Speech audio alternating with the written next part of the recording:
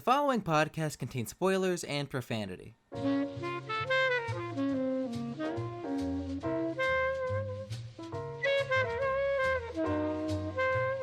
Hello and welcome to episode 1 of the Half Podcast. I'm your host, Glem Walker, and with me, as always, is not Mars Reviews. Who are you people? You guys aren't Mars. What are you doing here? I'm not Mars. Yes, I'm Front Porch. Yes, you're the front porch from the Into the Spider-Verse episode of the podcast. That happened. That's the thing that happened once.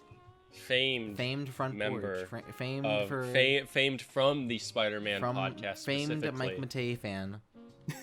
Yeah, there's that as well. Yes. So the Half Podcast is basically just a side little thing we're going to do occasionally where it's just Mars isn't there. I'm just going to have another person record, probably Porch or some other person, just typically. And we're just going to talk about some bullshit or whatever. And we also have another guest with us. Who are you? Oh, hi. I'm Gary. I created a Failing Upward, a web cartoon you can watch on YouTube. We put a new episode up a month ago, I believe now. So yeah, real fans remember him from the Cartoon Planet, but oh man, that was 2017, which is it was 2017. Scary times away. It was a very scary times. I was still in high school, and now I'm not still in high school. Yeah. All right. Anyway, yeah. What are we doing here, guys? What are we talking about? We're talking about the year's greatest movie. Yeah, really the best movie that's been released in the last 6 months. You guys are already getting possibly decade. Yeah, probably the decade, honestly. Jay and Silent Bob Reboot. Yes, Jay and Silent Bob Reboot by the auteur Kevin Smith. Hey man, at one time he was definitely an auteur, I would say. I believe that, actually, yes. But I guess we're gonna get into that now. All right, so yeah, we're talking about this new film by Kevin Smith, because he's been making a lot of movies recently, especially in the past couple years with things like Tusk and Yoga Hosers and Cop Out, and yeah, this is his first. Can we really call Cop Out his movie? Like, he It's directed not his, it, but yeah. It's not his movie. It's not his movie. Yeah. I think people are too brutal to him with that movie. It's not his. Yeah, no, he script, fucking hated man. working on that. Yeah, it's funny because if you read his book, I forgot which one. It was the third book he wrote, but like, it's very much just like it was very much like a troubled production, and kind of like he didn't have much say over anything going on, and apparently Bruce Willis was giving him flack. So like I don't really blame Cop Out on him. Yeah. So yeah. No excuse for Tusk or Yoga Hosers, though. Yeah, well. Anyway, speaking of which, I guess we're gonna talk about guys. What's your history with Mr. Kevin Smith and the View Askew universe of his? Well, how would you explain yours, Glem? I guess. All right. Well, Kevin Smith is I kind of discovered Kevin Smith by accident. Like, I didn't even really think about like what he did beforehand. Like my first real exposure to him was I guess when I moved into New Jersey in around like 2011, and I was just I was going to elementary school. Actually, I was in 6th grade. I had that was my first year I got like a cell phone. I was on YouTube mostly, as I am now still, but I was just randomly like scrolling through YouTube, and I just saw a thumbnail for a video that said Clerks Animated Episode 2 Uncensored, and being a stupid 12-year-old, like, oh shit, uncensored is like curse words and porn? Is that what it is? And I just clicked on it. It's like, oh, this is not anything what I thought it would be. It's just a really funny episode of this thing that I don't understand. And I'm like, hey, this is cool. I'll watch more episodes. So I watched the entirety of Clerks Animated, just randomly on a whim, because I liked the way it was written, just like a lot of the jokes with it. It was good.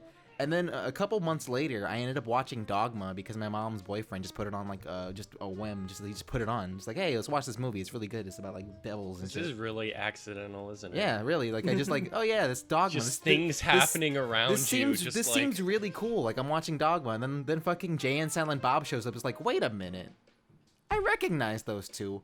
They were from that cartoon that I watched randomly. What are they doing in this live action movie? And so I looked up Kevin Smith. I looked up like Jay and Silent Bob on Wikipedia and Dogma, and it's like, oh, who the fuck is Kevin Smith? And then that's how I ended up watching like all his filmography. And that was like almost a decade ago now. Jesus. Also just a happenstance that I now live in New Jersey, his state. That helps. That helps. My history with Kevin Smith is within the last like 3 months. Seriously. So, it was something that my friend, Depping Sean Depping. I don't think he's been referenced. He's been referenced. Before, He's been talked to. He's on the Joker episodes. He's been mentioned with you and your shenanigans with pickles. Okay. Him and Bedhead Bernie. Yeah. They got me into the movies because they were really into them, and they were just like watching them all through like Discord or Rabbit, I guess, when that existed. Yeah. And you could say that I fell in love with them. Yeah. Well, Porch falls in love with something. He falls in love with something. Seriously. Yeah. Yeah, I mean, it's been 3 months. Been like, yeah, you did not... Kevin Smith has not been in your mind beforehand, aside from the memes of him crying. I didn't even know, like, really who he was. Like, I knew about Clerks Animated. Yeah, we talked I knew that existed.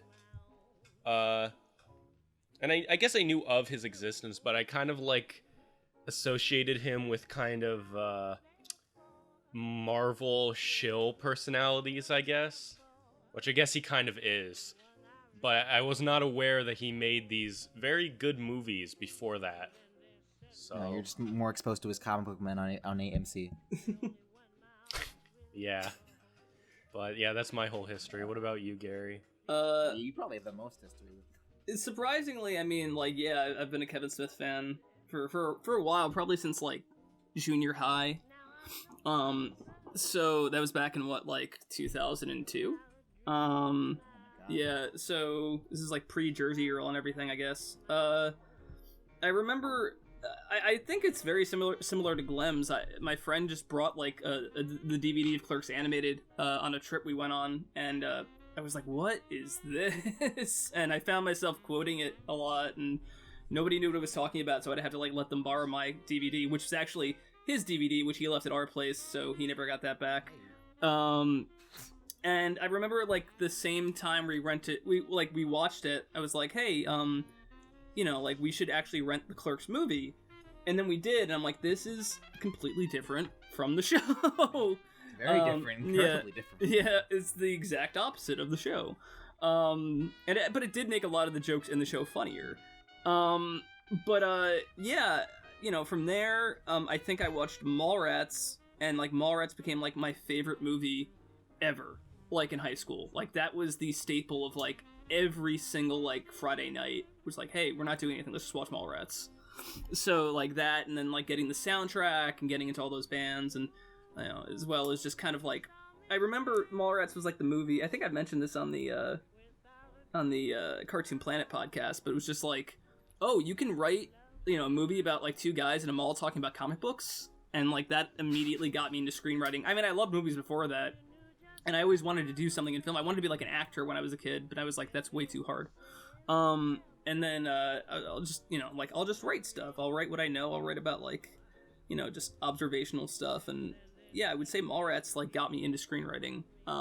Even though it's, you know, if you look back at the critical consensus back in 1995, it was considered his worst movie.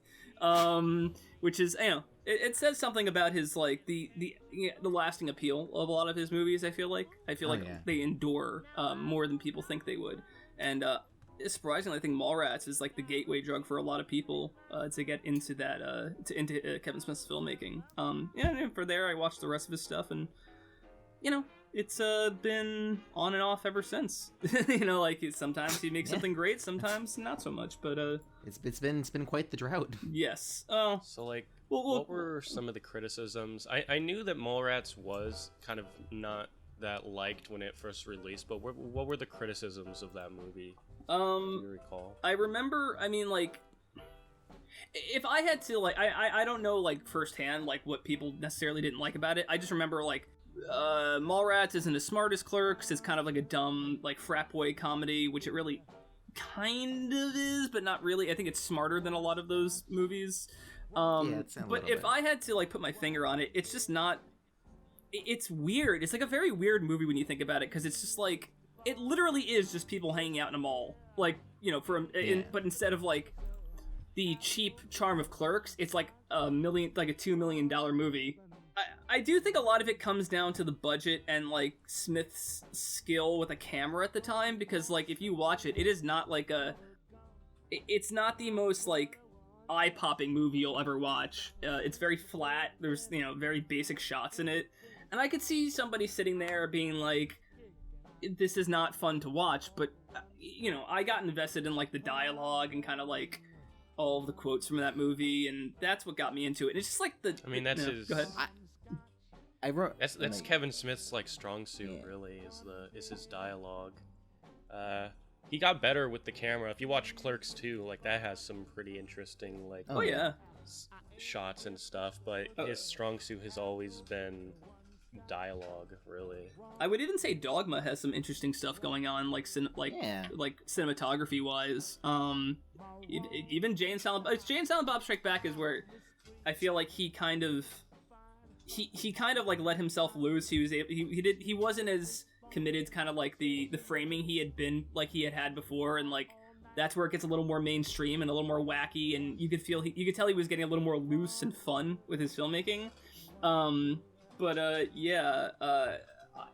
just like Mallrats a lot. I think it there are things in it maybe that necessarily haven't aged well, but other than that, like the general like 1995 vibe of it, I'll sit down anytime and watch it just to like take a trip back to like that era. That was pretty good. I haven't seen Mallrats in like 6 years, and it still held up. Like almost all of his like earlier films held up really well, surprisingly. Oh yeah, absolutely. Yeah, but I guess we got to talk about this new one. I guess we got to talk about this one a little bit now. I guess a little bit. I guess to explain, they had a double feature for this movie, Jay and Silent Bob Reboot, and Glem says this is not an accomplishment, and it is not. It really isn't. But since we are all in the Eastern Standard Time, we all pulled up to the theater and watched Jay and Silent Bob Strike Back and Reboot basically back to back. I think Glem, you were DMing me or whatever, and I think you were like a couple minutes before me, or possibly a couple minutes behind. I don't remember which. Either way, it was pretty much in sync. Yeah, pretty much. So you get that raw experience of everybody slowly deteriorating. Yeah. As they watch. Yeah, the movie. You when you're texting like your friends during a movie, because that happened with me like with Mars. Like Mars was just randomly. He's like, "Hey, I'm in the theater right now watching Godzilla." It's like the new one. It's like, yeah, it's bullshit. It's like he just texted me the entire time, and it's like, why am I watching this? Oh man, so yeah, so we saw a double feature for it. I saw it in the dirty Jersey here. I saw it in my the nice little Kevin Smith state, and it was quite the yeah, exactly. I saw it in quite the optimal conditions. Yeah, I saw the double feature where they played Strike Back first, and I saw it with just the premier Kevin Smith audience. Really, they're just like very distinct people. I don't know. You don't really want to describe it. I don't really want to describe it. But if you're in a Kevin Smith theater, you pretty much you know the audience. I saw a person who's wearing like the full movies regalia, like the visor and the $70 like shirt, and just like, oh, all right, I get it, but it's like, okay. How come he can wear his movies clothing, but when I try to dress as the Joker to see Joker, I get kicked out? It's the only way. They're both purple. What the hell? But yeah, it was quite the experience, especially watching the double feature, seeing like Kevin Smith in 2001 versus Kevin Smith in 2019. Yeah, that was surreal. Yeah. Well, that's when that wasn't even like peak weight though. No, it wasn't. Like that was pretty. How fast did that happen? Because I was watching like the behind the scenes for Clerks 2 or whatever, and he's pretty, he really let himself go in that, right? Like that's peak. But if you watch Clerks 2, he's not really that fat in that. He fluctuates. He fluctuates for sure. Yeah. But now he seems to. Good on him good on him now because he lost a lot of weight. that's another part of I feel like we need to talk about. Like, the reason this got made was because he felt like, so, you know, back in 2018, Kevin had 2018, Kevin had a heart attack, a Widowmaker heart attack, which only like I think like 10% of people survive.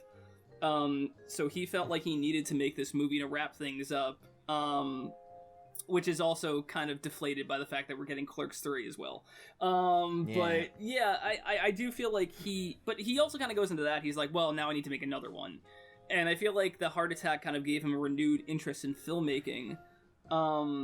Because I feel like after Yoga Hosers, which was not very well received, we'll leave it at that, he kind of just felt like, you know, he probably felt a little deflated. He's like, I'm just going to do podcasts from now on. And because Moose Jaws was like kind of like dropped. The whole thing is he also wanted to do Clerks 3 for years and years and years, and he couldn't because of Jeff Anderson. And he's, I'm done with this bullshit, pretty much. Jeff Anderson's like, I'm gonna be dead in like 20 years. Let's just do it. So yeah, but with Jay and Silent Bob Reboot, it's just like I think Kevin felt pressured to wrap up this universe because Clerks 2 doesn't really wrap up the universe. It kind of just wraps up like Dante and Randall's story, but also doesn't, because like it sort of leaves it open for another sequel. Yeah, it does. It definitely does. So yeah, I was, you know, I seen the trailer for this movie. I was like, oh boy. I wasn't crazy about it. It didn't look as kind of like didn't look very good. No, it didn't look as hopeless as Yoga Hosers. I'll say that much. I feel okay, like I guess you got me there. Yeah, it didn't look as like the trailer it's not a very high bar. Yeah, it's really Yoga Hosers trailer and the Yoga Hosers movie as a whole is just like that's a heap of garbage. Wait, did you actually watch Yoga Hosers, Glem? Yes, I've watched it. I have not seen it. I did not care to see it. You're not missing much. Just don't watch it. It's not worth but it. It's not like, even a little bit. It's sad because I feel like I know what he was going for with that movie. Let me get the filmmaker's name up. Don Coscarelli. Kevin said he was like a giant fan of that director who's done like Phantasm and Bubba Hotep and like all these kind of like B horror movies. And when I heard him start talking about Yoga Hosers and how it was kind of like that, I was like, that could be kind of cool. Like if he gets the right people involved and, you know, he's able to pull it off. But I don't think he did, unfortunately, from what I've seen, like the clips. And he definitely didn't. I read a little bit of the comic book that came out as well, and like I wasn't like, it wasn't my thing. And yeah, but when the Reboot trailer came out, I was like, all right, it looks better. But I'm not really impressed. Like, I'm not jumping out of my seat to go see this movie. In fact, I think Porch kind of had to, like, push me to go see it in the theater. I was like... You pushed me to go see it, too. That's the only reason.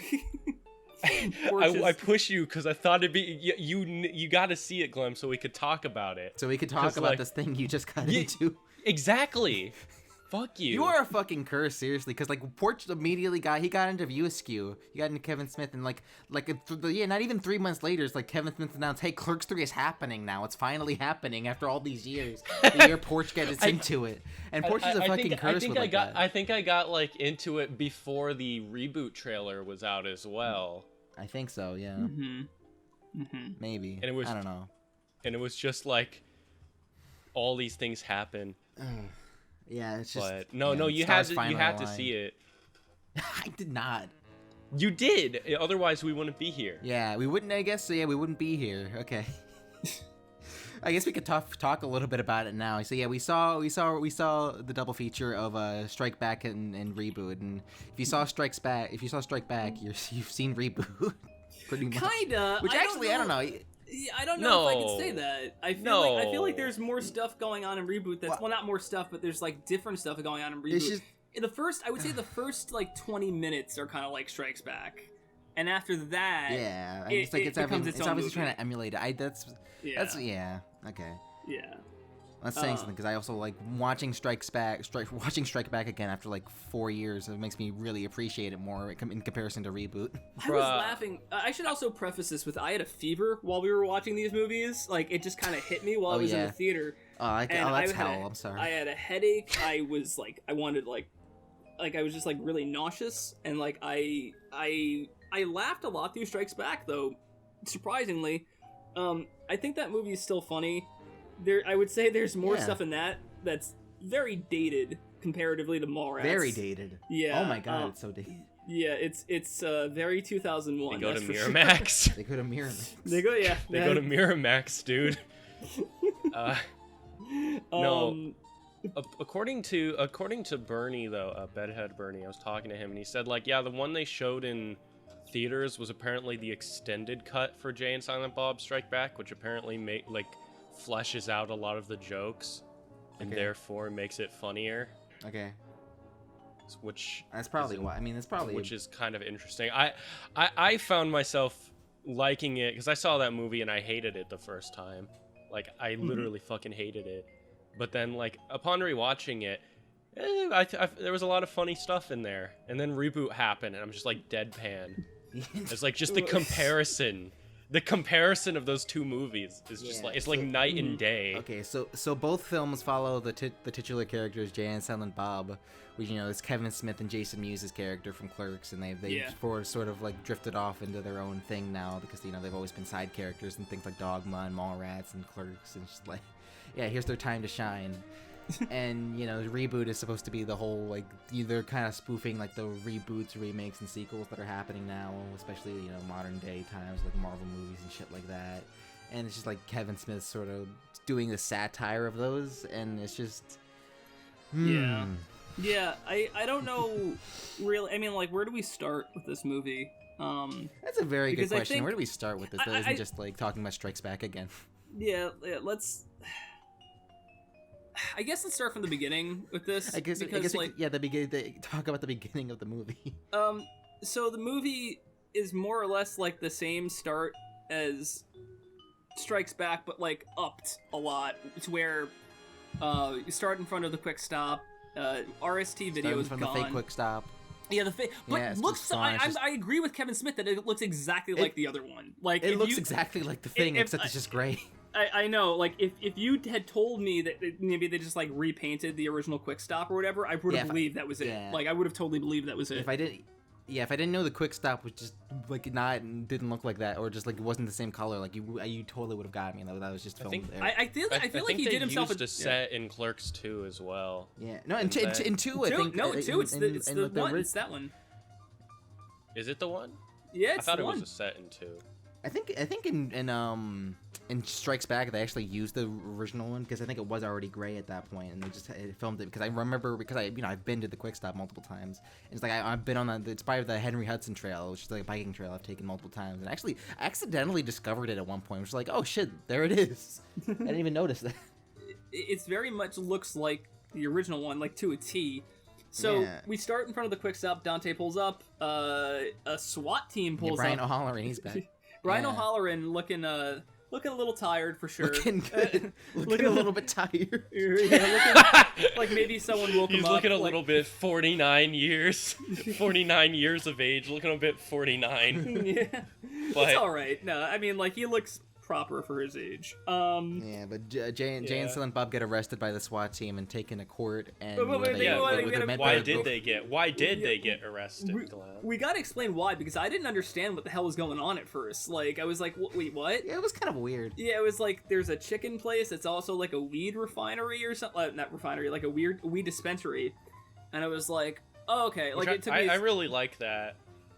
I like how that's their progression. Is like. Yeah, we're just like producing and selling drugs now. Yeah, so like we're a company, which I like that. That's fine.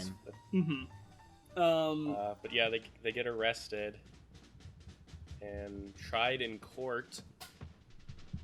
They have the lawyer from Zack and Mary. You said, Porch. Yeah. Kevin Smith is like, he only there was like this interview and Kevin Smith was like, yeah, that's just the character from Zack and Miri. That's just his character, Justin Long, right? Yeah. It's like, yeah, that's just his character from Zack and Miri. And they basically have no similarities aside from the way that they act, which they act gay, I guess. No, I mean, like, the idea was that he is a lawyer, because in Zack, have you seen Zack and Miri, Porch? I have. I saw it years ago, and I barely remember anything from it. I happen to like that movie a lot. I think it's probably sure one of his it's one of his later like latter year like better movies in my opinion. I actually think it's a pretty good movie. But I mean, it is kind of it's the same voice. I forgot Justin Long was in Tusk. I forgot that. And then He's the main character. I forgot that. You know, Justin Long plays Alvin in Alvin and the Chipmunks. He's also. God, looking through his filmography, like Jeepers Creepers and Galaxy Quest. Jesus Christ. Oh yeah, Justin Long is like I think he's a decent actor. He's always one of those guys. I'm like, whatever happened to him? Like always, and then he'll pop up in something. He was in like, Yoga Hosers. Hey, he was in Tusk. Yeah. He was also in Tusk and Yoga Hosers. The last like movie 43. Oh, well, we don't talk about movie 43. The last big thing I remember him being in was Drag Me to Hell. Like that was like the last like big like that was like 2010. So like Jesus. that was like the last big. I remember that came in 2009. That came out. Yeah, Jesus Christ. Yeah, so I remember him in that like first and foremost like last like that was his last big thing. But I liked him in Accepted. That was a funny movie. I think I liked his role in Waiting ... But I think that's that's right, Waiting. Oh, I forgot about Waiting. The only good part of that movie is the ending. So they get dragged into court for selling weed and producing weed, and they sign a contract that they don't read, and it actually turns out they're giving the rights to their name to Kevin Smith, the actual person. And I'll say they don't explain that yet. They don't say that yet. Do they not say that yet? No, they don't say that Kevin Smith's directing it yet. They don't say that yet. Kevin Smith is not. He's not revealed until the Comic-Con stuff. Yeah, they basically sign away their identities, so their actual names of Jay and Silent Bob. They do. They say Kevin James though. I forgot. Yeah. Oh yeah, they do. But the joke, the big joke in the court scene is that like they're selling their names to Saban, which I thought was kind of funny. Because like not as long as the joke goes on for way too long, but like Craig Robinson, who's the judge, who is also not the same character from Zack and Miri either. Craig Robinson's there as well, as the judge, and he says like, "Oh, aren't Saban the people that made Power Rangers?"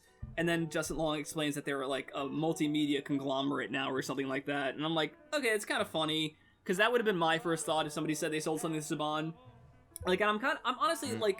When they sign their names over and everything, and then, you know, Justin Long gets them off the hook for the weed, and then he kind of like walks to the other table. I was like, that's kind of funny. That's all right. I think the reoccurring thing I'm gonna find with this movie, we're gonna find with this movie, and I texted Glem this. One of you two, I texted. I'm like, this movie is like more cute than it is funny. Like it's like, oh, that's a cute reference back to that movie, but I wasn't laughing. And that, you know, when I'm not laughing at a Kevin Smith movie, I feel like that's a big problem. I'm laughing at a comedy. It's kind of like I was just watching people. I don't want to say I was watching people go through the motions, but I was kind of just like, it was kind of like a big excuse to get everybody back in the same room, and the characters weren't given these like really funny jokes to say, and I feel like that's the biggest problem with the movie is that it's underwritten. It needs to be more beefed up as a whole. So they find out, that their names have been their names have been turned over to Saban. They go to meet Brody from Mallrats. They go to his day, which is now in the same mall. Oh, that was so depressing. That was, I mean, it's supposed to be depressing. I completely understand that, but it was just like, this is bumming me out now that like Brody, who at the end of Mallrats became like a talk show host. You know, during Jay and Silent Bob Strike Back, they did away with that. What the hell? No, but the picture's still in his store. Like you can still see his picture there. So yeah, like you can still see the picture of him being a talk show host. But Brody explains that like, you know, rent is really high. He can't afford to have a store in New Jersey in Red Bank anymore. It's supposed to be where the Steaker Stash is in Red Bank, New Jersey. Yeah, it's supposed to be. Yeah. So he's like, I had to move to the mall, and that really depressed me. I know it was supposed to be like, oh, that's a bummer, but Brody kind of explains what's going on with this reboot that they're doing of Jay and Silent Bob. That's why they signed their names over, and there's almost clever like dialogue there where he talks about like what a reboot is compared to a remake, and I'm like, all right, that's kind of funny. But once again, like, it just kind of comes off as like, like clever, Like, I wasn't. I mean, like, I wasn't like laughing as hard as I should have been. I feel like, and because I was laughing in Jay and Silent Bob Strike Back even during the Brody scene. I was like, that's a very the Brody scene. That's pretty alright. Yeah, I love the scene in Strikes Back with him. It's basically they retread like the whole thing with like they retread Ben Affleck's thing of him explaining the internet to them, basically. Yes. That was which they didn't have to do in this one. Thank God they didn't go that far. Yeah. So Brody explains, hey, they're doing this reboot. If you want your names back, you got to go stop it. And we're instantly back in the same idea as Jay and Silent Bob Strike Back. They start heading over. Trip. So much so that they go on a road trip. They fuck over one of the drivers that's taking them there, and this is where the movie completely kind of like, I wouldn't say lost me, but it was just like it was one of those moments of realization where I'm like, I'm gonna be here for a while, and like, okay, so when they go into they try to get on the plane, but they can't.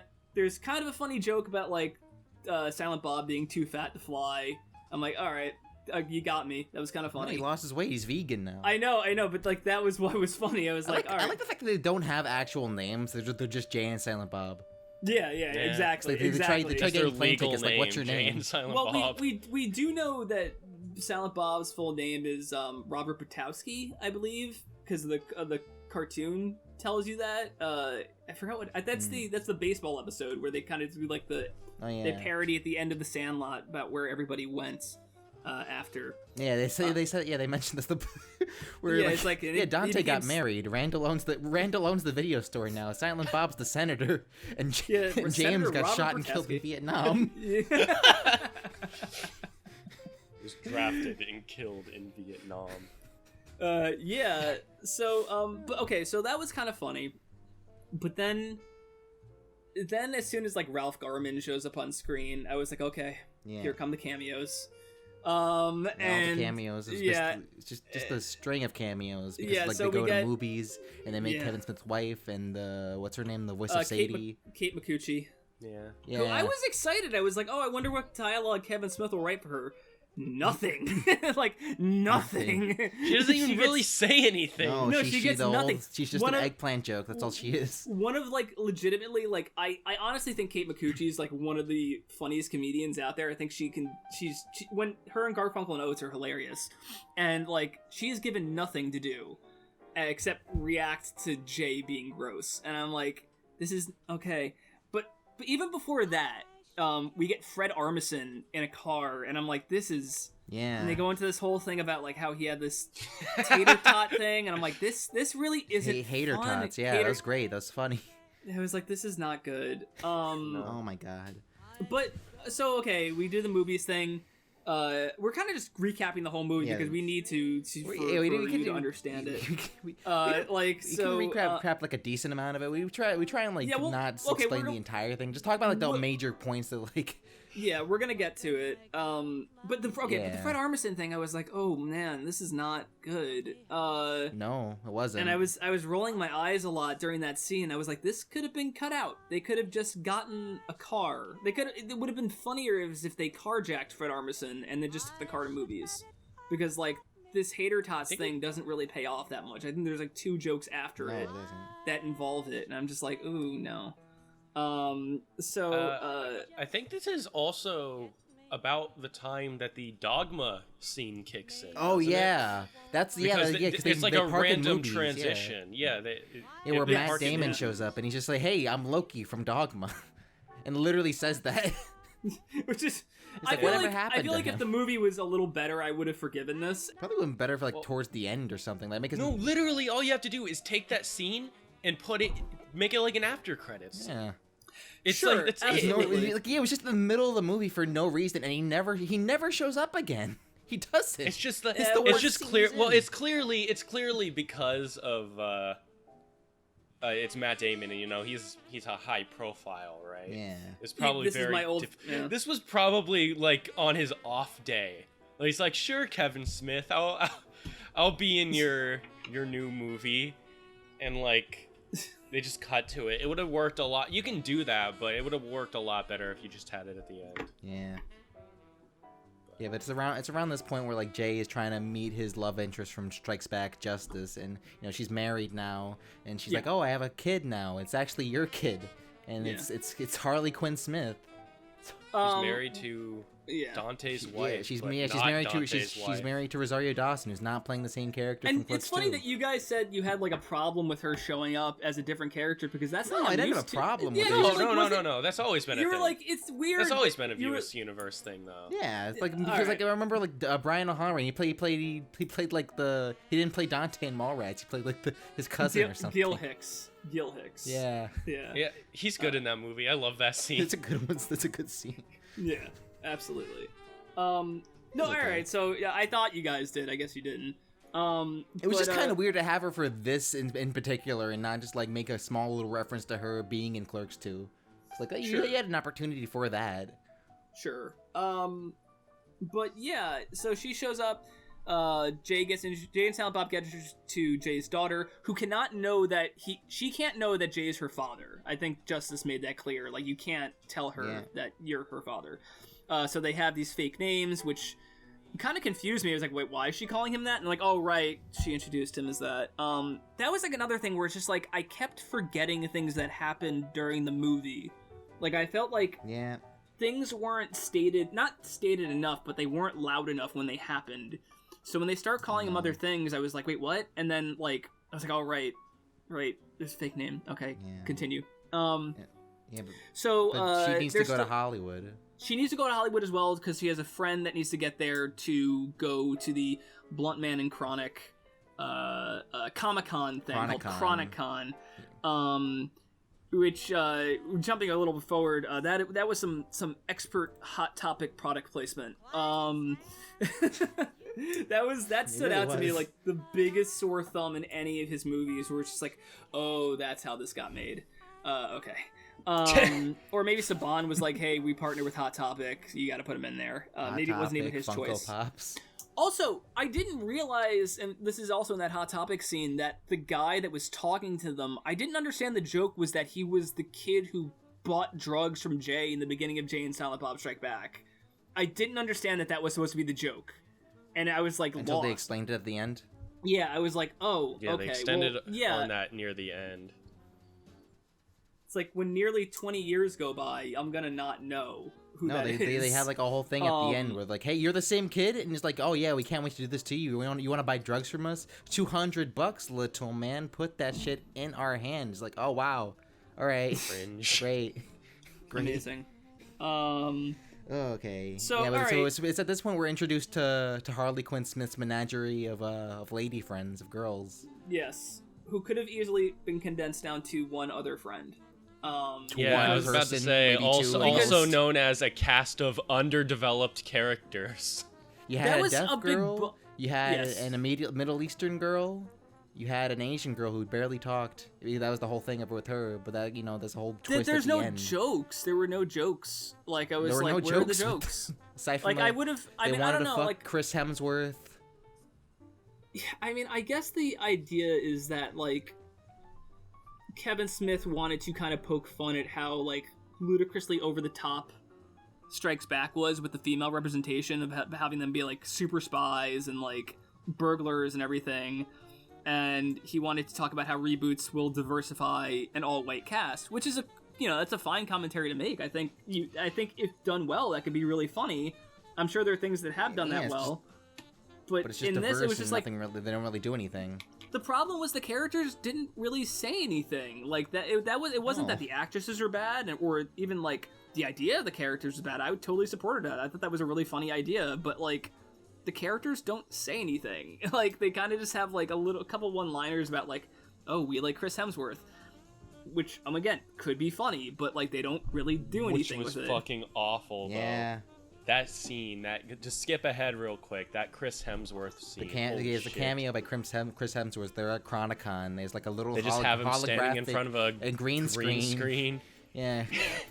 Not in the room. Not in the room. It's just like, all right, Chris. Yeah, don't hump the hologram, and it's just like the two girls, Harley Quinn Smith, thrusting at him. I want to say though, because I feel like there is a good joke buried in there because it's supposed to kind of compliment like Jay when he sees justice, right? Like, that's the whole idea, is that, like, oh, his daughter is just like him. Like, she's very, like, overt with her feelings about men, just like he is with women. Yeah. That's the joke. But that joke comes way too late in the movie, and it doesn't really have any... I don't think Jay really even reacts to it, right? Like, he's just kind of looking really, on, like, no. he's like... I think, once again, these are things in a script where if you wrote him having a reaction to that, being like, hey, what the fuck are you doing? They had some decent reactions to, like, they're in the car together and, like, she's smoking weed and Jay's like, oh, you're too young, you can't do that. Yeah, absolutely. But then my problem with that was, like, I feel like that should have come later in the movie, where like, he starts... I feel like his fatherhood was kind of, like, too... I feel like it was too, like, they kind of, like, started too early with that. I feel like they should have developed a bit more. At first, maybe he's, like, a little, he's a little loose with the parenting, and he kind of lets her do whatever he wants, but then he kind of sees that, like, hey, maybe the life I lived isn't the life my daughter should live. And they do end up on that. Like, spoilers, like, that does happen in the end. He kind of tells her not to be like him. Yeah, but he's like, already started enough... off like, I should care about her because she's my daughter, and it's like, oh, okay. Sure, absolutely. It's too much too fast. But I will say this, and I think this is something I've tried to touch upon. The relationship between Jason Mewes and Harley Quinn Smith, like, when they talk to each other, great chemistry. Like, I thought, like, they were the strongest part of the movie, and had the script serve them a little better, and really, like, made it about him being a father, and starting off a little loose, and he sees that, like, the life he lived was really destructive, and he doesn't want to see, like, another life end up like his. I feel like that could have been great, but he needs to see firsthand what could happen to her. I feel like that's what needs to happen, and that he's too protective too fast. I feel like, if that makes sense, like he's too on top of her too fast. Which I guess you could say, like, oh, you know, that's kind of just, like, supposed to be a surprise, like, that Jay would act like that. But I don't feel like it works as well. But as I was texting you guys during this, I was like, I like these Jay and Harley Quinn Smith scenes a lot. Like, I like them. And in a better movie, this would have been great. Yeah, I could definitely agree with that. There was some decent parts with them, like, actually doing that, but it did feel like the movie had to stop to let them happen. They didn't really happen naturally. It's just like, oh, they're in the car together, and there's like, I didn't have a father and shit like that. Yeah, that like, was none of us out have of like fathers. left field. So abrupt. It was so abrupt. But like, also followed by one of Jay's best lines, where he's like, "Oh yeah, well you don't want to meet your father. He's probably a piece of shit." And I'm like, that's legitimately good acting from Jason Mewes. Like, I was like, oh my god, I didn't know he was. Yeah, he was a piece of shit. And I'm like, that's potent. It's good. Like, I like that. That was alright.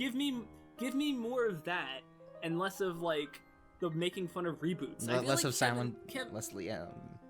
Yeah, I feel like Kevin's biggest problem lately, and this is I'm not trying to, like, hate on the guy. Like, I don't hate Kevin Smith. Like, I want to make that very clear. Like, I think he's very funny. I think I listen to his podcast. I listen to Fat Man Beyond. Yeah, I used to listen every to his podcast also. Yeah. Yeah, Fat Man Beyond is also just a lot of fun. Him and Mark Bernardin have good chemistry. But I feel like the biggest problem in his latest movies is just finding a good balance between his kind of, like, observational meta humor stuff and legitimately, like, well-written stuff he used to do. And that is the biggest struggle with this movie, because I could see, like, me reading the script and then telling him, like, hey, you know, maybe isolate this moment a little more, don't jump right back into the meta commentary stuff right after it, because it's gonna feel like whiplash. Had he had someone really look at this script and, like, beat for beat gave him, like, actual notes and said, hey, change this, change this, change this, I think this could have been a fun movie. I really think if it had just focused on the Jay and we didn't mention that the fact that his daughter's named Millennium Falcon, which is a little eye-rolling, but they call her Millie after that, which is like, all right, so at least they're not, like, digging the joke into the ground. And I was like, all right, if they had just focused on Jay and Millie, I would have been like, this is a decent little movie, and I think it would have been a good wrap-up to Jay and Silent Bob. But there's so much, like, layers and layers and layers and layers of, like, Hollywood gags thrown on top, and I don't think gags that just go on for too long. Just like the joke where they have to hitchhike and they have to, like, oh, they have to steal a car from a pedophile, and then they get captured by the KKK, and that's a whole scene. Yeah, and then like, he goes escape into from like them. that's yeah. Go. Sorry, I feel like I've been cutting off Porch too much. Yeah, Porch, you haven't said No, much. no, no. I want you to speak your mind on this, man. No, but like, I feel like that's you say like scenes going on for too long or whatever. That's pretty much the whole movie. Yeah. Where it's like a lot of good concepts. It's like a good idea. It's like, oh, the KKK shows up, right? Yeah, it's like Django. And it's like, oh, that could be funny. It's initially funny, and then the scene goes on for an eternity. It's like a lot of things that are like in concept funny, and then like just get ruined by like scenes that go on forever. Absolutely. Nailing the joke so far into the ground. Yeah. Right. When Silent Bob started talking during the KKK scene, I thought that he was gonna make some like anti-racist rant. He Like, doesn't. He doesn't, but I thought that was gonna happen. But he kind of just says like random stuff. No, so he is reciting, I think, line for line, or like a recontextualized version of Alec Baldwin's speech from Glengarry Glen Ross, which is like a Oh, is that what's supposed to be? Yeah, Like the always closing? Yeah. Yes, exactly. Yeah. Which is now I didn't even recognize that for like a. Yeah. Most people probably know that from Boss Baby now, but that's so sad. I didn't even. yeah. Oh my god. Boss no. Baby. I did not even think about that. Jesus Christ, did they make a fucking Glengarry Glen Ross joke in that movie? Is that the whole thing that they do? It legitimately took me a second too, because I was like, what? And then he kind of said, always be closing, and I was like, oh, okay. So Silent Bob distracts the KKK by kind of doing the Glengarry Glen Ross speech. And then Jay takes the van, and then he spills like shit all over them because they attach like a porta potty to the end of it. I'm like, all right, okay, funny, that was funny, alright. yeah, Funny poop joke. yeah, okay. So, all right, let's stop kind of like, I guess, beat for beat going with this, but the idea is that they get to Chronicon. There's a big reveal about like they have to like, I didn't understand this part where Jay and Silent Bob have to break off from the girls. Why was that? Because the whole thing was they broke off because, you know, the whole thing is Jay and Silent Bob want to go back to Hollywood because they want to stop their reboot of their old movie from 2001 being made. And they're like, hey, girls, you can come with us, I guess, because they couldn't, you know, they basically coerce them into bringing them. And, you know, the girls are along from the ride because they want to bring their one Japanese girl or friend who's like, oh, she wants to really be an extra in the new Jay and Silent Bob reboot movie. And it's like, okay, so we're gonna split up from the group while you girls wait in the extras line. We're gonna try and go find an executive or something to stop this movie from being made. Okay. And it's like, oh, okay, all right, we're stopped.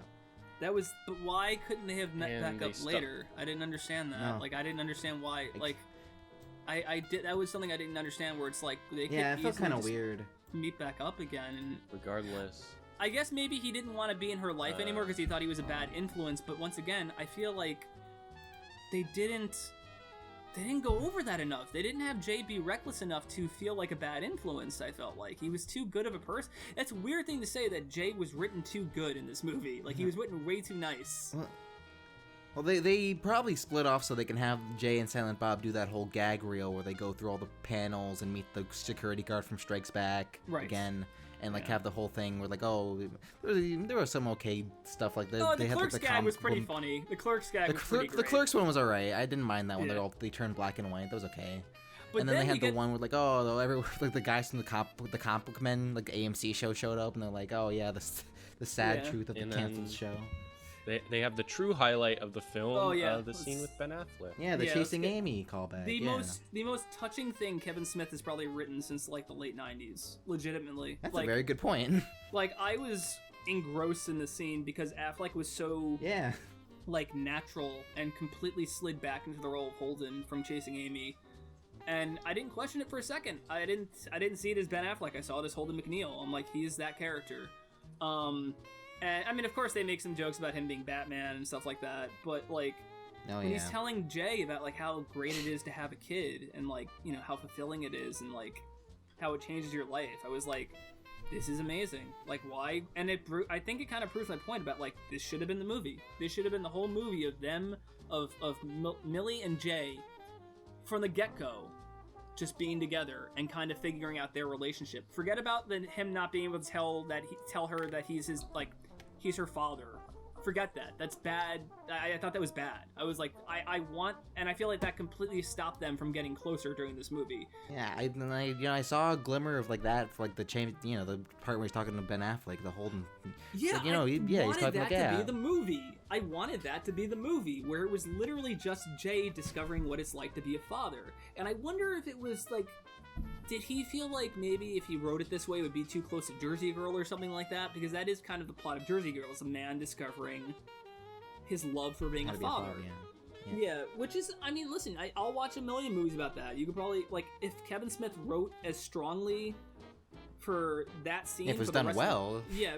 If it was done as well as that scene for the whole movie, I think we would have been having a totally different conversation right now. It's frustrating, because I think I agree with the majority of what Kevin Smith is saying about Hollywood. I think reboots can feel senseless, and they can feel kind of like, completely pointless and cash-ins and stuff like that. But making a movie that is essentially being the cash-in, kind of, without really doing anything different. I feel like, I don't know, I'm very confused about how to really feel about this movie. I feel like, it's very similar to how I felt about FLCL Progressive, because, like, FLCL Progressive felt very much like a cash-in to the first FLCL, where, like, it's exactly like the original, but we're kind of making fun of it. We're making fun of the concept of doing a sequel to the original, but they didn't go hard enough. They didn't really... They didn't go hard enough with it, or they didn't write it out well enough. Comparatively, not to get off track, but Alternative was kind of what I wanted from a sequel to FLCL. Anyway, it was the same problem I had. It's the Gremlins 2 thing, where it's like, how do we make a sequel to Gremlins? And Joe Dante's answer was like, we just go crazy. Like, we just do everything we possibly can. We throw everything at the screen at once and kind of just hope whatever sticks. With this, it just kind of felt like, it's like that with no real, no substance. It felt like Gremlins 2 light, more or less, where it was just like... Yeah, honestly. I didn't feel like there's enough going on in this movie. I just, like, I was falling in and out of it, where it was just like, I want there to... I don't know. I feel like maybe... Do I need to watch it again? Because I feel like, I feel like I missed things. I don't know. I'm not going to give Kevin Smith any more money I feel like I missed... Porch, how do you feel? Would you watch this again? Would you watch this again ever? Kind of, because I feel like I just forgot half of it. So, like, I do feel like I have to rewatch it. I mean, you wanted to watch it twice, because you thought it was going to come out on digital first, and then it was going to be in theaters. Well, yeah, because the original plan was for me to live react to it with Bernie and Sean. But since it didn't come to digital, we just saw it in theaters or whatever. So I do want to watch it again, but that's because I feel like I'm forgetting a lot of shit. Like, you mentioned the Hot Topic scene, right? Yeah, he just shows up for like half a second. don't remember that. I don't remember that at all. That is, like, wiped from my memory. Like, I don't know what you're talking about. Yeah, but the chasing Amy bit was, like, the one part of the movie I think I liked. Like, I, like, genuinely liked. Yeah, out of this entire movie, the one scene that doesn't last 5 minutes. I was getting a little, like, not super emotional, but I was like, oh man, I miss this character. Like, this guy's great. It also just helped us, like, this, like, we also, me and Portia, we also just watched Chasing Amy when he showed up over here in New Jersey for, like, a little bit, and she's like, oh, that probably helped a little bit for me. He's like, oh. It's a better ending than the actual movie. Yeah. Yeah, it's better than Chasing Amy's ending, yeah. It's actually like it's a good conclusion, because the whole thing is like Holden and the girl from Chasing Amy, like the lesbian, they actually get together and they talk to each other more often. Like, we're gonna have a Netflix movie based off the Chasing Amy comic that he made, and it's like, oh yeah, Shannon's he's actually the surrogate father to us. He's we actually have a little daughter together named Amy. Oh god, that was the part that almost made me. That almost made me tear up a little bit, where it was just like, you got this cute little girl named, that was adorable, and I was like, it's a good ending for Chasing Amy. How good would this movie have been? How much better would this movie have been if they had actually committed to legitimately revisiting all of these characters from all the movies. Like, legitimately made it like because it wasn't every character. It was just mostly like just it was like, the not beats. Like, like you got Brody from Mallrats, and then if it had been Dante if for you half had a gone second. from if you had gone from like a long scene with Dante to some Jay and Silent Bob shenanigans, and then a long scene with Brody to more shenanigans, and then maybe picked up the daughter, and then then actually give Ben Affleck a little bit to do more so than kind of come in and just give his speech, which is great, but like he needed to get into this universe more, because for all the talk he said about this wrapping up the Viewisk universe, it didn't really. It kind of does with really. Jay. It did with Jay a little bit. It wraps up Jay's story, yeah. Yeah, but I don't feel like his character progression is earned. I was like, the first thing about like screenwriting that like you should know is like, by the end of the second act, your character should be at a low point. And Jay is not really at a low point at the end of the second act. He really isn't, no. He's kind of just like, I think that's when they get to Comic-Con, and things are going well. And then they kind of insert this drama that doesn't make any sense about him having to leave. And that doesn't really work. It's just like an instant split up. Yeah. Like, it goes from like, from 0 to 1 in like one scene. And then they're on their own way. Yeah. Which leads into the scene with Kevin Smith. Oh yeah. We gotta get Kevin into Smith that. playing himself. Which we did not talk about that yet. But Kevin Smith is in this movie canonically. Yeah. And so and that technically, and they mentioned like, oh yeah, Kevin Smith, that shady director, he made Tusk and Yoga Hosers. Yeah, which is seething. I mean, like, I feel like that joke would have been funnier if he didn't already self-deprecate himself so much in real life. You know what I mean? Like, he is very open about the fact, it's like, hey, I make movies that people don't like. And I'm like, that's funny when it happens in real life, but when you kind of, like, write it out and put it in a movie, it's not as funny because I already know you do that in real life, so, like, you're not even playing an exaggerated version like yourself. We have the scene during the press conference where he's like, yeah, I made a movie, and I invited all these celebrities because they were sad because I had a heart attack. Yeah. Like, no, but, like, at the beginning of the movie, when they're talking to Brody, they already do that. They already do the Tusk joke. Right. Like, they say, like, they start repeating arguments that people would make against Tusk, which is an awful way of doing it, by the way. Because all it is just repeating the argument and not providing a counter or even replying to it. No, not really, no. So that's it's like the self-deprecating is already pretty prominent. They have like, and in this scene with the real Kevin Smith, like near the end of the movie, you have the thing is like, oh, I hate that guy. He always puts his daughter in his movies. I'm like, It's like, shut up. Yeah. Stop. I mean, like, we also got to talk about how not very funny the Blunt Man and Chronic scene was in this. Oh yeah, where they had Val Kilmer and Chong. Yeah, It's supposed to be. I do like that. If it was funny, like if the scene was funnier, the idea of it just being rebooted into being Blunt Man v Chronic, that could be funny. Val Kilmer really isn't looking that good. Well, I mean, he's I mean, dude, he's recovering from cancer. So, like... Okay. Yeah, I mean, like, that's why he didn't talk, because his vocal cords were just, like, shot. He's rebuilt, I think, what's happening is he's having his... Like, they're gonna heal eventually, and he'll just sound gruffer than he used to.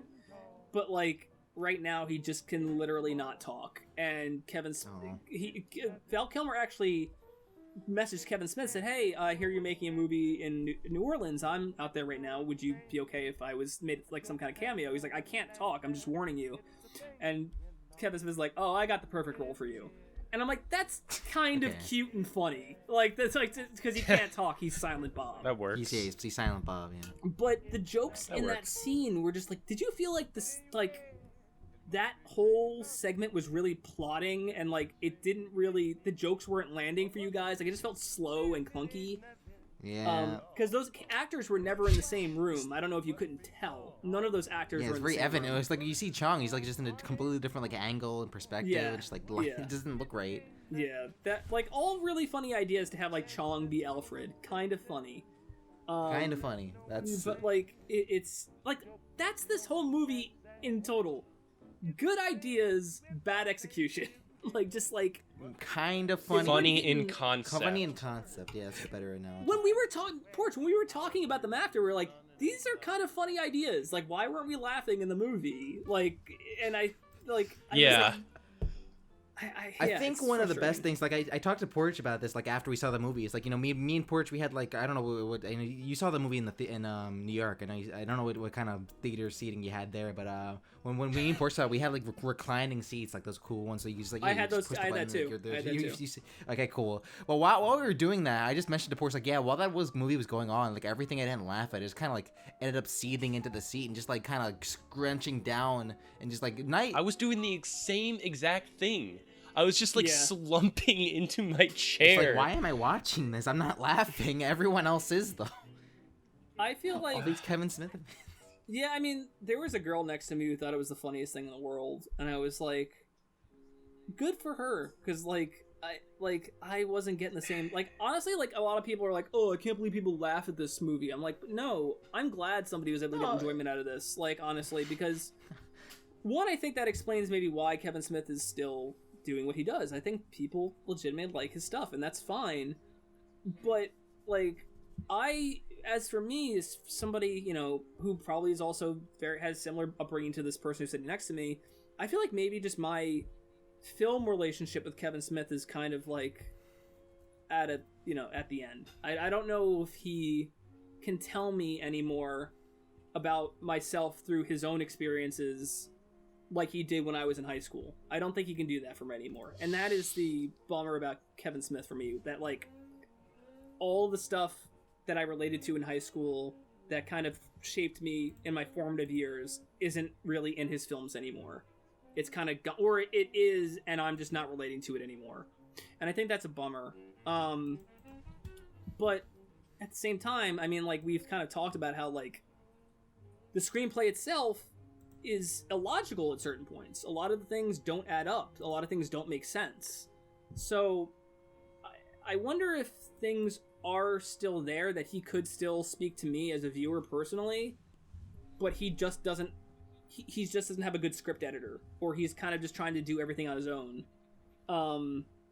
But yeah, I think it's cool that people still like him, but it's I personally think, depending on how Clerks 3 goes, you know, it might be that's sort of like the yeah, I don't know. That's the straw that'll break the camel's back, really. I want to say, if Kevin Smith by any chance hears this podcast, it's not like I don't think he ever will. But like, it's very much like, not that I don't like Kevin Smith as a person. As we went over, like, I like Batman Beyond. I like Smodcast. I watched Comic Book Man when it was on. It was a lot of fun. But I feel like maybe I think he just needs a script editor. I think that's what it comes down to. He needs somebody to read his scripts and tell him, like, face to face, like, this doesn't work, this doesn't work, this doesn't work. So I mean, that's my only takeaway from it, is that he just needs somebody to really sit down with him and say what works and what doesn't. Right. Yeah. And I think we can get a good movie if he did. I think we get a good movie out of him. We have the scene where like the big twist is that like the Asian girl who didn't speak throughout the entire film, it turns out she's a secret KGB spy. That's when the movie completely lost me, like, entirely. I laughed at that, like, when it initially happened. When that all started happening. Yeah, it was just like, I mean, I was already out, but that was like the nail in the coffin. And then they have like the Iron Man scene, Iron Bob. Yeah, and I'm just made of bulletproof metal. Apparently, into my chair, and I'm just fuck. Yeah. That was another thing about this movie, is that, you know, Jay and Silent Bob Strike Back is basically a cartoon. Yeah. In a lot of ways. Reboot was not really up until this point. You had like weird stuff, but it wasn't like, it was more grounded. Way more grounded up until this point. Like then this point just kind of like throws that all away. Really. I did not like that. No. Yeah, I mean, it felt like it was two movies, right? It felt like it was the down-to-earth drama about Jay and Millie, but then it was also like every now and then it was like, oh my god, I have to be the slapstick comedy. It couldn't decide what it wanted to be. because we could all agree that like Jay and Silent Bob through and through is a slapstick comedy. Like there's very little like character pathos in that movie. It's like just one gag after another after another. Very gag after it's just gag. All the like, drama is Silent played Bob up takes out a cell phone and just puts an emoji on his screen. Okay, okay. 10 times with that. I don't want to talk about that. That's what it is. But like, if that happened, same joke. If that happened once, I would have forgiven it. I would have been like, okay, that's fine. No, it happened 7 different times. It's his thing throughout the entire movie. Because he can't talk except when he can. I'm gonna listen. I still stand by my initial Twitter review where I said there's good things about this movie and there are bad things about this movie. But the biggest fault in it is that it tonally is a mess. It's just all over the place. I don't regret seeing it. I think I kind of had to. Like I guess. I love these movies for the most part. Like this is the only. I would say this is the only Esk-Universe movie that I wasn't crazy about. Like, I wasn't, like... Because even when I saw Jay and Silent Bob Strike Back, I was young when I saw... I think, it's funny, I said I saw the Clerks animated series first. I think I might have seen Jay and Silent Bob Strike Back first before anything. That's really weird. Yeah, could you... I mean, but the jokes in that still work, even if you don't know who Jay and Silent Bob are. With this, you kind of have to know who they are for the jokes to work.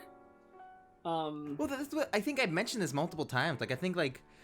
This movie feels just like the highest budget Nostalgia Critic special you can have. No, I completely disagree with you on that. I feel like it emulates. I feel like it emulates just a little bit of that. Just a little bit. Like I know the emotional beats, you gotta have those. But like all the self-referential things. Like this is a movie for Kevin Smith fans. Like this is not a movie for the masses to see. This is a movie for like people who know Kevin Smith and all this shit to be like the Nostalgia Critic specials are for the fans of the site who see all the reviews. I don't think it's as self-indulgent as those though.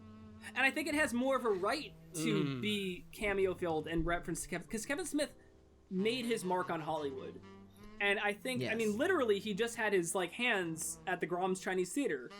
So, like, I allow him to indulge in his canon. Because, like, his canon has been proven to be funny and, it is... like it's endearing and it's kind of definitely lived through decades of viewers. And I think, like Porch just found out about Kevin Smith 3 months ago and he's a fan. So like, I feel like he has earned his right to do this movie. Comparatively to Nostalgia Critic and his movies, to where it's like, who the fuck are these people? Why would I care about these people? I care about Brody, I care about Holden McNeil, and I care about Jay and Silent Bob to an extent.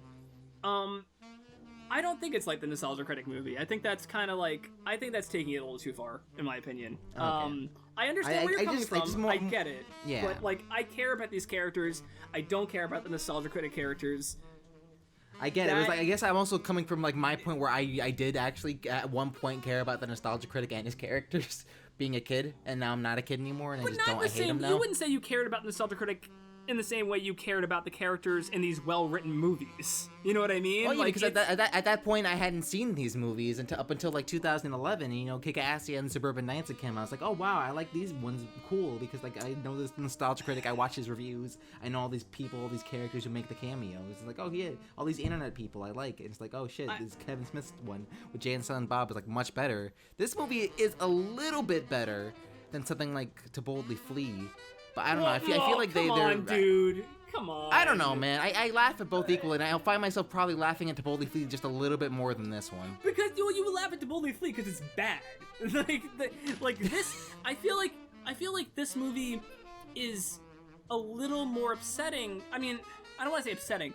It's a little more disappointing because there is good stuff in this movie, right? We could all there's a lot of good. There's a lot of wasted potential in this movie. Yeah, but there's no potential for the Nostalgia Critic stuff. That's my point. Exactly. Okay, you're right.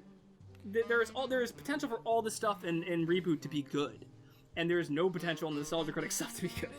So it is disappointing in that sense. And I get what you're saying about how like you laugh at To Boldly Flee more because like it is. So laugh at it because it's bad, and I might have like a little bit of like nostalgia and like, oh yeah, I did like that as a kid, maybe something like that. I mean, listen, dude, I like Nostalgia Critic too. I liked Linkara and Nostalgia Critic. I liked all of them for a while.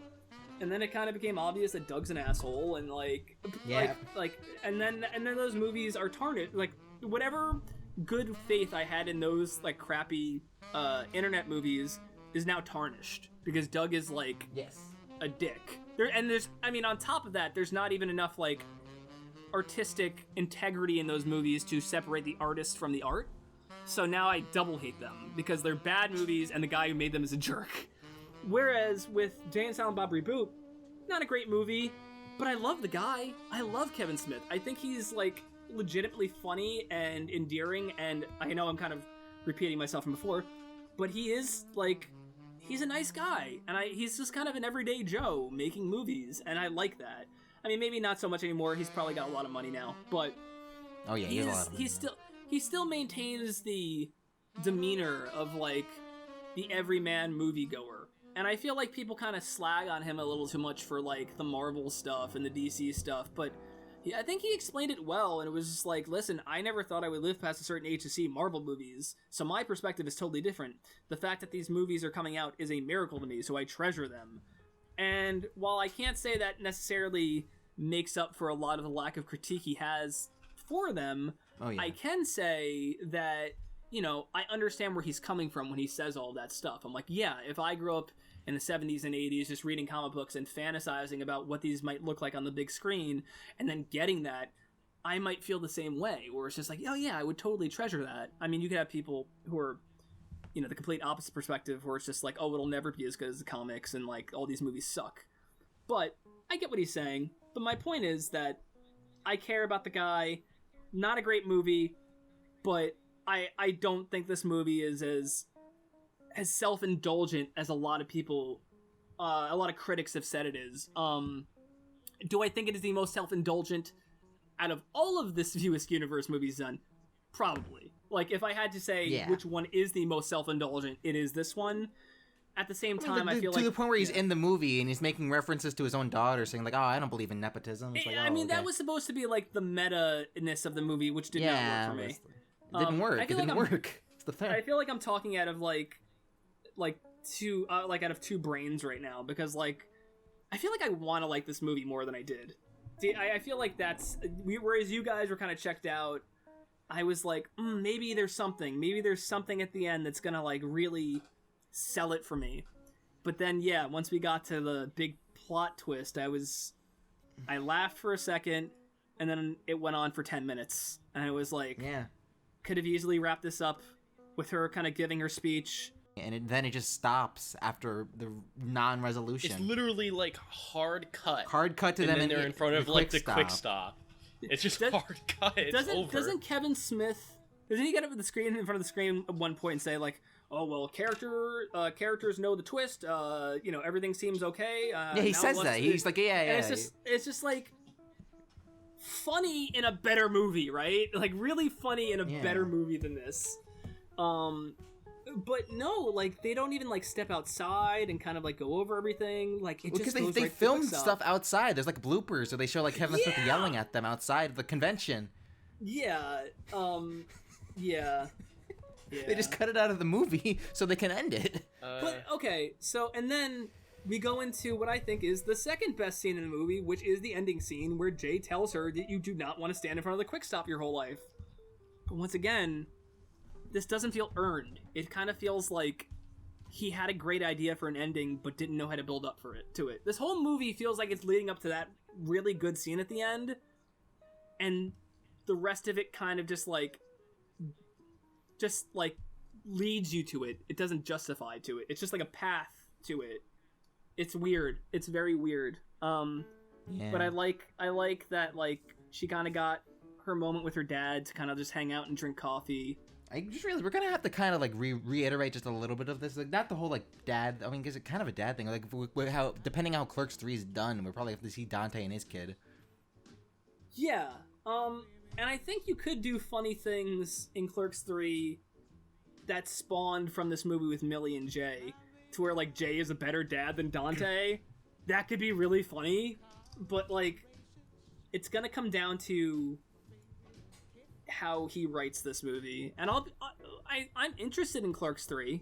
I'm still very interested because there are little glimmers of hope. I'll see it, but I'm dying. Do you know the plot? The plot? It was recently revealed by Kevin Smith. This is real. The do you want to know the plot to Kevin Smith to Clerks 3, Gary?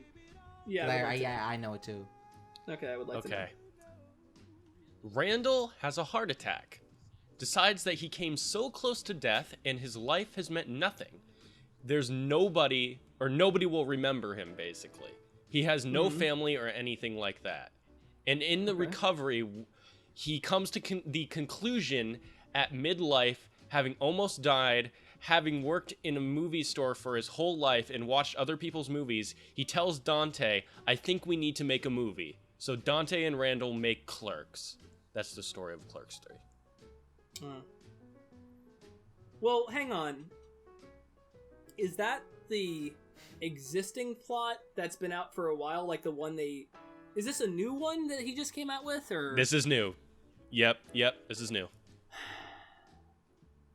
I don't know. We'll see what happens. We'll see what happens. We'll see what happens. That's the apparent plot. It would be funny if they just can't get the resources to do it. Like, the whole entire movie is them, they're saying they're going to make the movie, but they keep putting it off.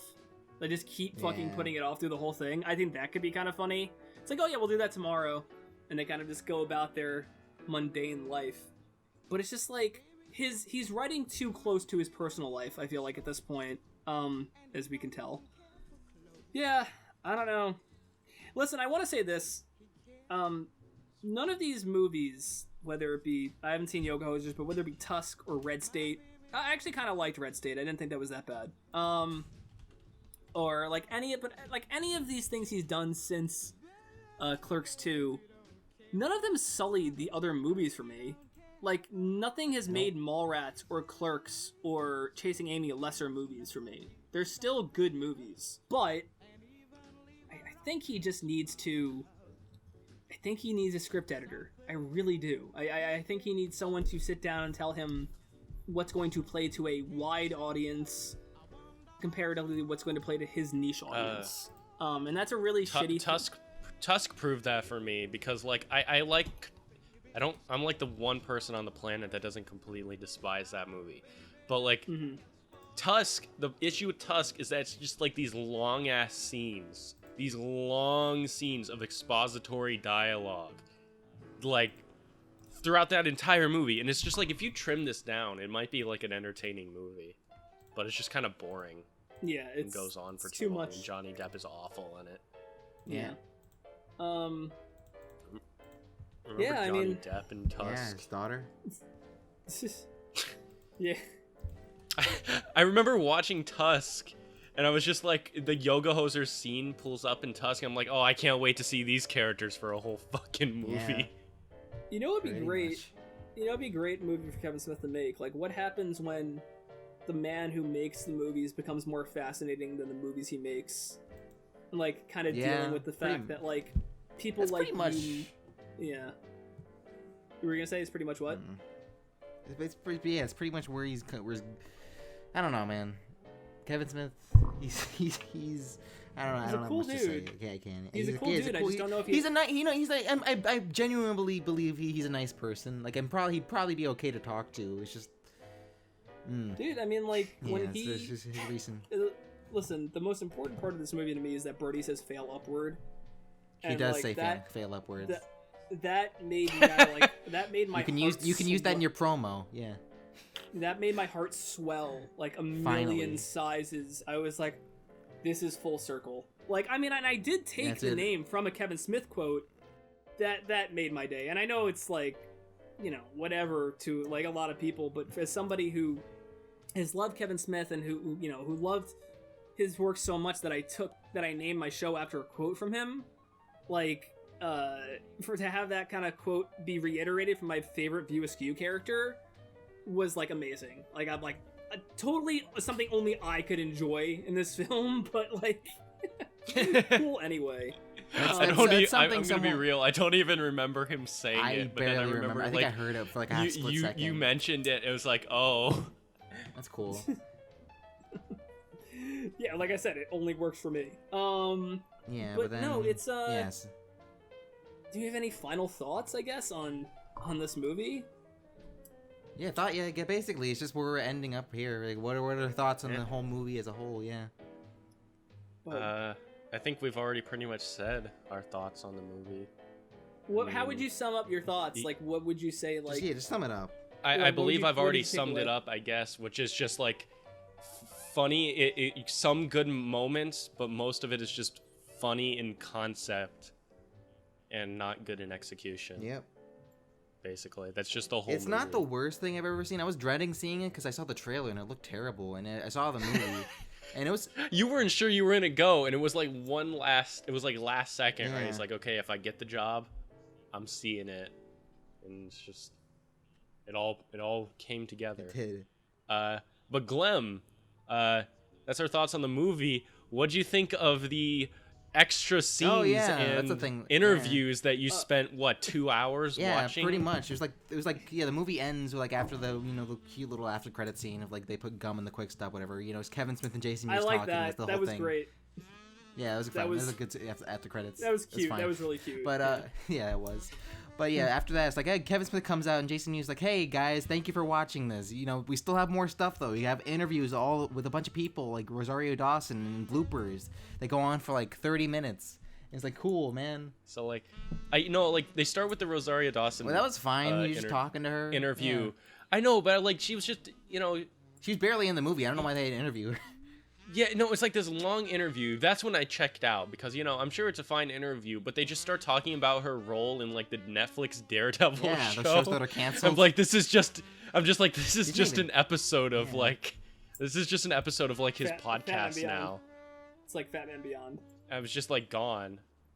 Yeah, I'm gone. It's like I got no reason to watch this. Yeah.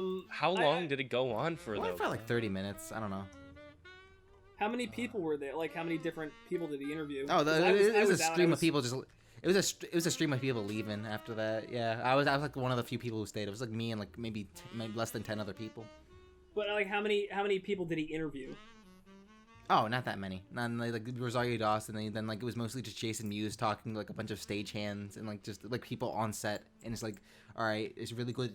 It was really good to hear Jason Mewes rambling to a bunch of these people that aren't like notable at all. Whatever. I sat through that. That's about it. That's my expense. Glem, what were your Get your final money's thoughts worth on this?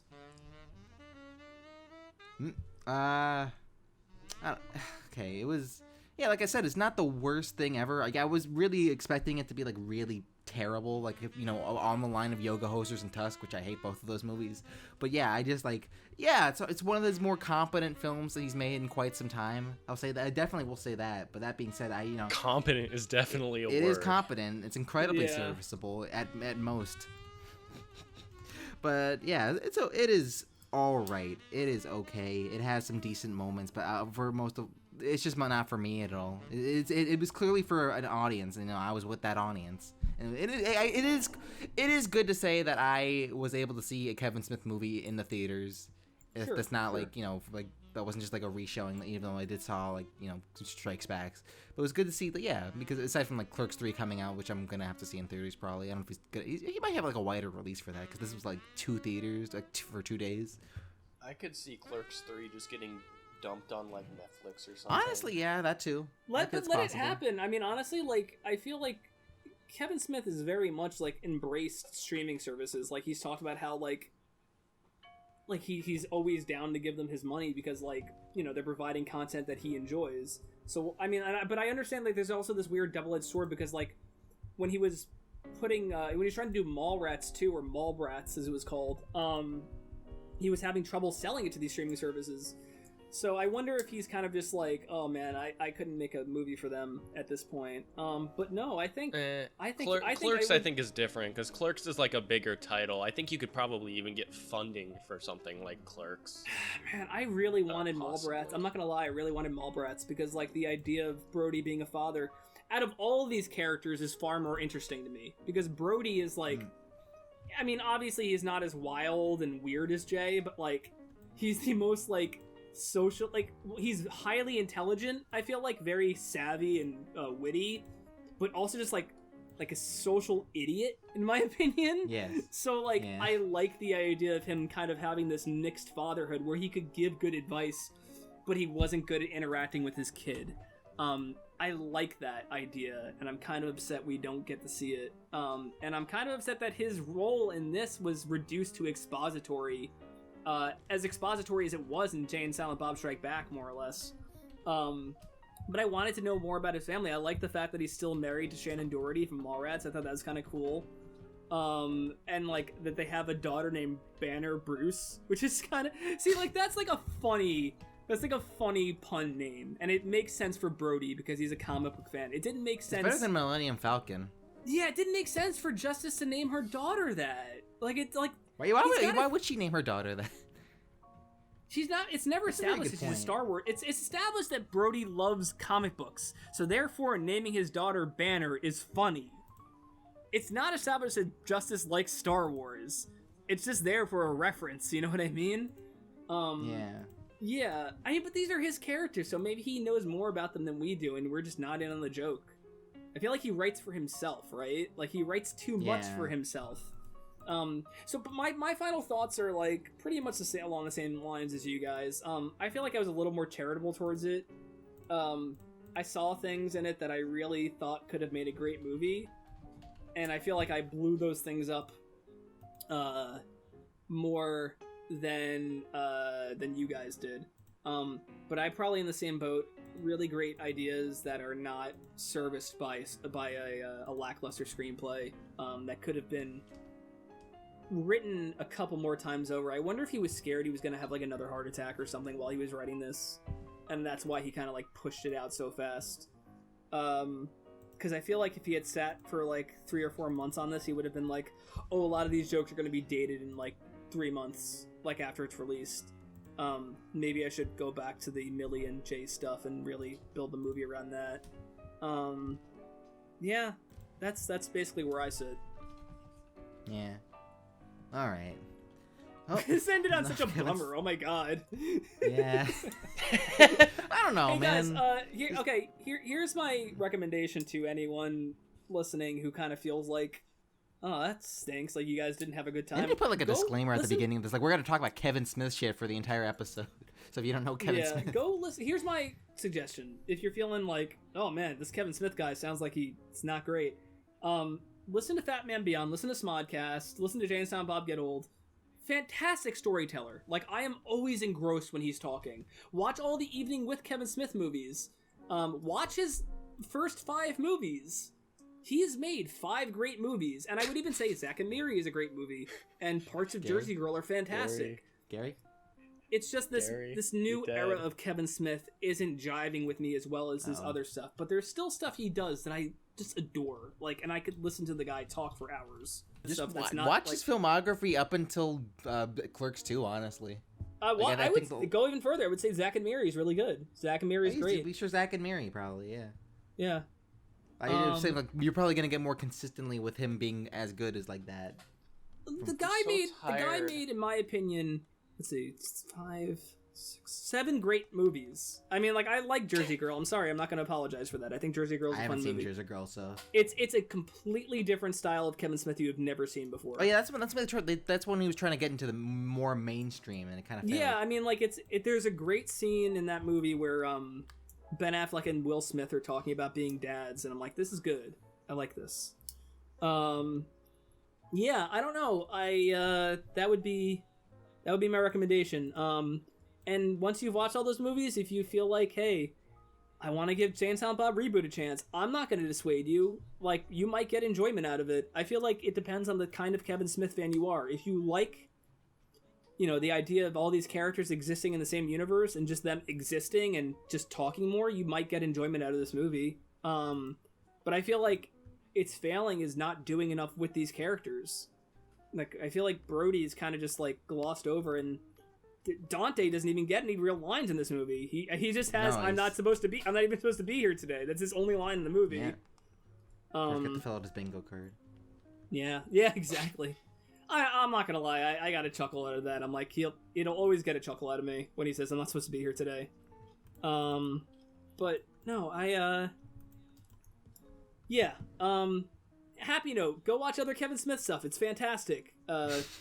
I'll if I get to hang out with him one day, I would love that. If Some of it's very dated, like Strikes Back and Chasing Amy are pretty dated too. Yeah, but there's great content in them. Oh yeah. Yeah. All right. So yeah, we can get into some questions now. Yeah, sounds good. Yeah. All right, let's get into some questions now. All right, so if you want to ask us some questions, join the Half and Half Discord page and ask us stuff and questions and suggestions. You can join the Discord page from the description of this YouTube video and also just our Anchor page, because I'm just going to lump this in with all the other half and halves. That's how that's going to work. All right, yeah, so let's answer some questions here. All right. From Transmission Rory, if you could resurrect one actor from the dead to do one more film, who would it be and why? Stan Lee, so he can be in Madness and the Method too. Let's do that one. His last movie. He's already in it. He's at the end. He's in Jay and Silent Bob Reboot, except it's just real footage of him from like 2016. Yeah. Apparently he was written for this movie, but he's, obviously didn't get to be in it. What a shame. Do you guys have serious answers? Maybe, I guess like Heath Ledger probably. I would want to see what he would do after. Yeah. My answer would be Anton Yelchin, who passed. Who was a young actor. You might remember him as he played Chekhov in the Star Trek movies, the new ones.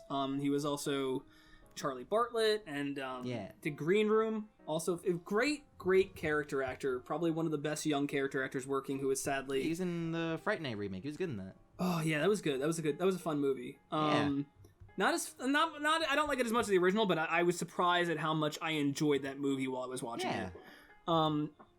He unfortunately passed away. I don't know if you guys know how he passed away. I heard he was. It was a very tragic, honestly. It was very tragic, but also very strange. Yeah, horrific. Yeah. It is terrifying, actually. Yeah. So Anton the Yelchin, concept of how that happened. Yeah, I think he had a Jeep. Correct. He had some kind of Jeep. Yeah, he had a Jeep. He put it in park. Went down his driveway to get his mail. The Jeep went out of park and smashed him between the mailbox and the car. He lived for approximately an hour and a half, I think, and he could have been saved if anybody heard him, but his lungs were so compressed that he couldn't make out a yell. And it bums me out because Anton Yelchin was legitimately my favorite up-and-coming actor. And he was really good in some stuff. You have to watch. Yeah, you guys, he's alright in Star Trek. If you want to see like Robert Downey Jr. like a year pre Iron Man, like start to make his comeback as like a great actor, that's the movie Charlie Bartlett. Like he kills in that movie and he plays off the Yelchin so well. That would be my answer, Anton Yelchin for sure. Porch, do you have one? Fuck. I can't really think of anyone. That's understandable. It's all right. All right. I burnt out on my Stan Lee answer. Sorry, that's fine. All right. From Mikey S. Most annoying classmate you've had in the classroom? Ooh. I don't want to throw anyone under the bus. I was homeschooled my whole life, so my brother. Forgot about that for a second. I'm sorry. So your mom was the most annoying classmate. Yeah. Shut up, Mom. I had no idea. Let me sleep Porch, in, Mom. I've known that. I knew that about you. I just completely forgot. It hasn't been brought up as like a joke in like several months. I'm sorry.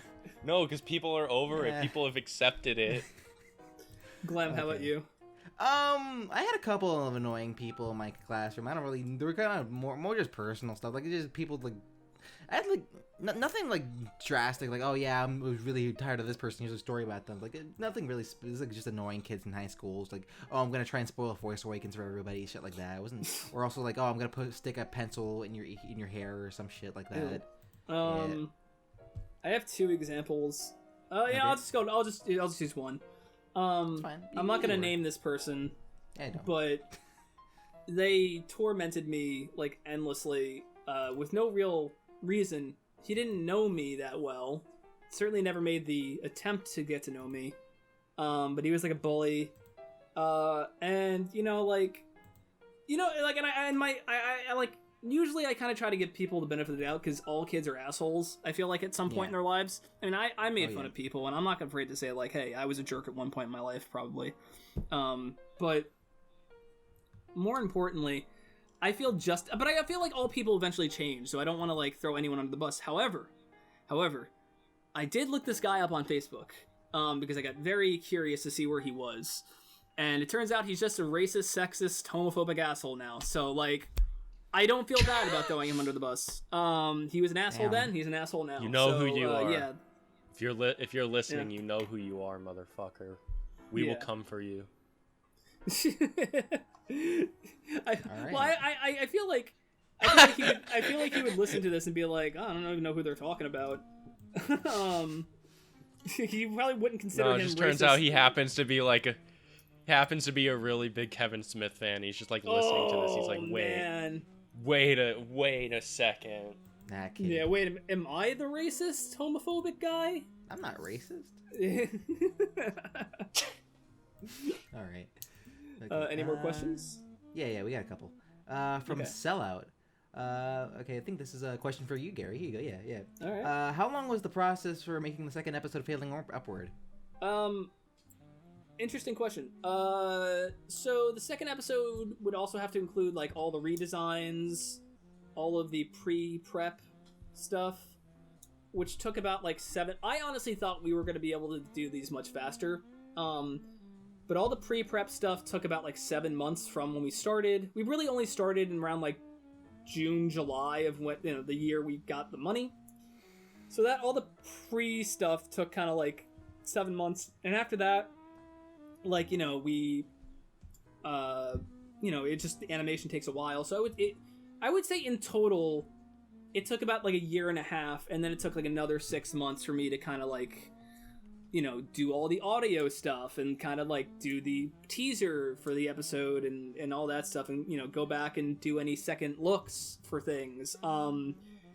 So it took a little longer than I wanted, and my plan going forward is kind of to make sure that we get as much done up front as possible so that when the final animation comes in, we can kind of just throw it on a timeline and have it ready to go.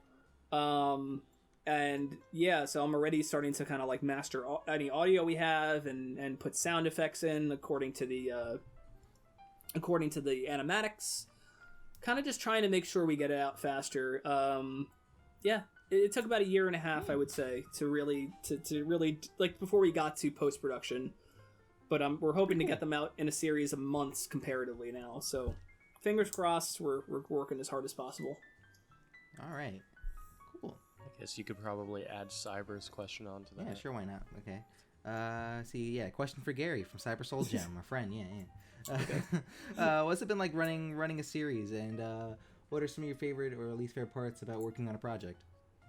Well, I would say like the summer of 2018 was a little rough because it was like I was kind of like, oh man, like I hope people like this. Like, when it's not because of, like, I love the animation coming back, and everybody who is doing work that's not me is like a star in my opinion, like, and has a much bigger career outside of me in my opinion.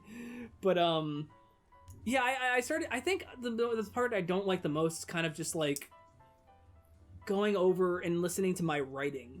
I would say it's really hard because, like, you're listening to the thing that people are putting their all into, and I would constantly fight myself on, like, whether or not it was good, and I would have to go to other people to get perspectives, and they would always be like, oh no, it's great, dude, like, don't worry about it. And, like, I would go to people outside of my friend set and get their opinions. Same kind of idea, like, yeah, this is fun. So I would say kind of like yeah, like, listening to my work is always a little rough, I feel like. But when it came all together, I was so happy with it. And the best part is just, I like just talking with my team. Like, I would say, like, the coolest thing is kind of just, like, talking with, like, different people about, like, things we like outside of just doing this. Whether it's in animation or whether it's, just, like, music or our lives or whatever. Because I feel like even though that's not part of the process itself, it is a team building thing, kind of getting to know people. And it does kind of inform my writing because it, the entire idea behind Failing Upward is kind of just like talking about life as it's happening. So I feel like it does inform my writing a little bit, getting different people's viewpoints on their own lives. So that would be my favorite part, just kind of getting to know my team and hanging out with them. Yeah, thanks for the question. It's pretty cool. Yeah. Right. Do I want to answer this one about Adventure Time? I guess I don't know. All right. From Bjork. So what do you guys? What? Wait. The Bjork. The Bjork. Yeah. The Bjork. Yeah. She finally answered. Oh my God. She finally questioned. Can we talk about her and like? What do you think about the new Adventure? TV? Yeah. What do you think about the new Adventure Time specials that could be coming to HBO Max? I have no opinion on it because I didn't finish Adventure Time. Oh. What about you, Porch? I know you love Adventure Time. I watched that one video game episode of Adventure Time. I feel like I'm so like owned on these questions because I got nothing to say. Yeah, that's what happens. I guess I could try. I wasn't like a giant Adventure Time fan. Initially and into it, I was like, this is fine. Like, I was a little annoyed because it was right after Symbionic Titan had been canceled, and I was like a little bummed out, and I was a little like coarse with Cartoon Network. But as time has gone on, I've gone back and watched Adventure Time, and there are fantastic episodes of that show. As far as them doing more for HBO Max, yeah, why not? I guess. I mean, I guess the concept isn't exactly closed off. You know what I mean? It's not like the world of Adventure Time imploded or came to a logical end. It kind of ended in a very like, oh, this could keep going on, but they're not going to kind of way. So I would say absolutely do more. If you have the story for it, go for it. I am interested in the way that they're releasing it, like HBO. Like what connections does like Cartoon Network have with HBO? Are they owned by? Well, the same company, Time Warner owns HBO and also Cartoon Network, that makes sense, and for whatever reason, their idea was like, let's name our thing HBO Max instead of like something all encompassing. So it's so weird to me, the idea of Adventure Time on HBO. Yeah, that's weird. Yeah, so it's weird, the idea of Adventure Time being on an HBO branded service, but if the story is good, why not? Have you I guess I could drop this. This would be kind of funny. Have you guys ever heard of a musician named Hot Dad? No. Oh, you should check his stuff out. He's really funny. The thing he kind of like gained popularity for was that he did these cartoon themes that weren't the actual themes, but he would label them as like Powerpuff Girls intro HD or whatever, and all of them start with the HBO logo. so all of the shows are on HBO, and he'll work that into the theme song where it's just like the Powerpuff Girls is this reggae theme, and suddenly some guy in the background goes on HBO. So that's immediately what I thought of when like Silva Gunner. So yeah, like kind of like a like pre Silva Gunna, yeah. Like I think it was a little before he started doing stuff, but those themes are hilarious. Link them in the description if you can. They're really, really funny. All right. Okay, let's see. Got a couple more questions here. Not too many. Okay.